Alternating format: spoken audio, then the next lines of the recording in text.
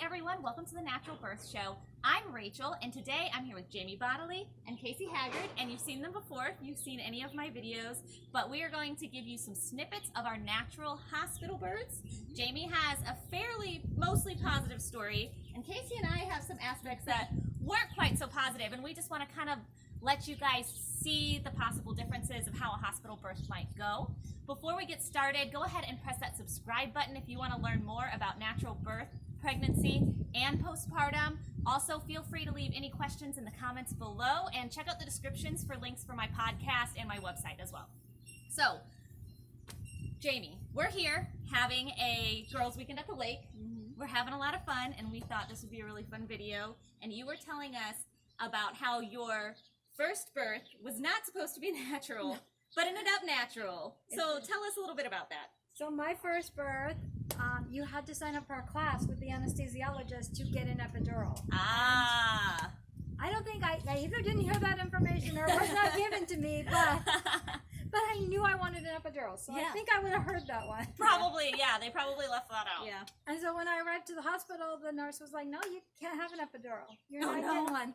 And so next thing I know, there's two nurses in my room helping me work through a natural labor, but it was one of the most empowering things I've ever done. I'm so glad. And so you said the nurses were helping you through your natural labor.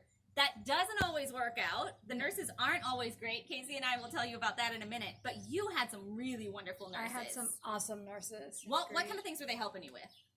Positioning, keeping me out of the bed, telling my husband, "No, you gotta hold you. We gotta help her. We're gonna breathe. We're gonna do all the things." Yeah, I think the key was keeping you out of the bed. Yes. So many people want to keep you in the bed, right? But out of the bed is way more comfortable, right? Right. And I think at one point she unhooked my IV and said, "You got enough fluids. We're good. Let's do this thing." Oh, good for her. So it ended up being super empowering for you. It did. You went from thinking you're gonna have an epidural to being told you can't, but the nurses made all the difference for you, right? Right, and they told me my baby was 5 pounds, and my baby was 8 pounds, 9 ounces. And totally natural. Totally natural. Oh, I love it. And I think that's going to be an awesome segue because the nurses in the hospital make such a difference. Because when you go into a hospital birth, even if you have a super supportive care provider, your nurses are really what make all the difference, and you don't know them until you go into the birth, right? You spend the most time with them. Right. And you spend the most time with them. You didn't know them before. You spend the most time with them during the birth, and if you have supportive nurses, it goes amazing. But now we're going to talk about some experiences we had that didn't go quite amazing. So, Casey, you, with your second, ended up with a natural birth that you really didn't want either, right? No, I did not want it. And actually, like, my contractions started out 13 minutes apart. Well, and you were like 43 weeks and some odd days, or 40, something, right? You were like super over with this one. This was like 20 years ago. So, like, when they really didn't I know, care. she doesn't look like she should have a 20-year-old, right, guys? Right. Keep going. Yeah, and so, like, and I tell everybody, like, Carter does not do anything fast. He didn't come into this world fast. He still does not do anything fast. But yeah, they were like 13 minutes apart. And I remember calling the hospital and they're like, when they're 5 minutes apart, come in. But I was like, you drove yourself to the hospital. No, I drove myself to Wendy's. That's what it was. I was hungry because I knew I was going to have to go to the hospital at some point. And you knew they wouldn't let you eat, right? And I was laboring fine at home. I was doing it. I was rocking. I was like, I can do this. But they got super intense, and so I kind of lied, and I was like, yeah, they're like totally 5 minutes apart. And they were like, by the time I got to the hospital, they were like 7 to 11 minutes apart. Okay. And so they went ahead and kept me because I was dilated and everything. And I wanted the epidural. I was like, I have to have the epidural. And I had this nurse that was like, you are only 4 centimeters. You cannot have the epidural. Like, you're not going to be able to get this. And I was like, so upset. Yeah. And then when I finally reached 6 centimeters, they gave me the epidural, but it didn't take.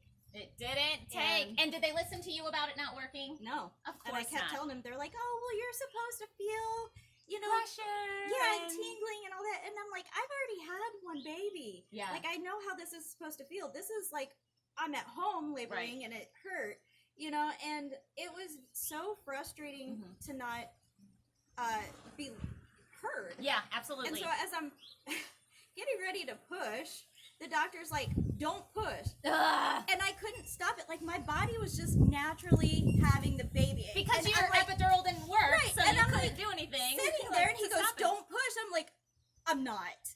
Like, it's just, I'm just pushing. Yeah. You know, and it was just, it was a great experience in the end that I was able to do that, but at the same time, to feel so unheard by your nurses. Yeah. That is so frustrating and can really take a birth that could have been amazing and turn it traumatic or at least upsetting and not what you wanted. So you can see between Jamie's story and Casey's story that sometimes nurses can make all the difference, and I have a little tidbit of my own. With my first, I was told an hour per centimeter and an hour for pushing, and we all know, by the way, all three of us are birth workers, and we all know that that is a load of junk. Crud, yeah. I was trying not to say the word I really wanted to say. An hour per centimeter, an hour of pushing, and that's what I was told with my first. So when I got to 5 centimeters dilated, I thought, I have 6 hours of this left. This is hitting me like a ton of bricks. I need an epidural.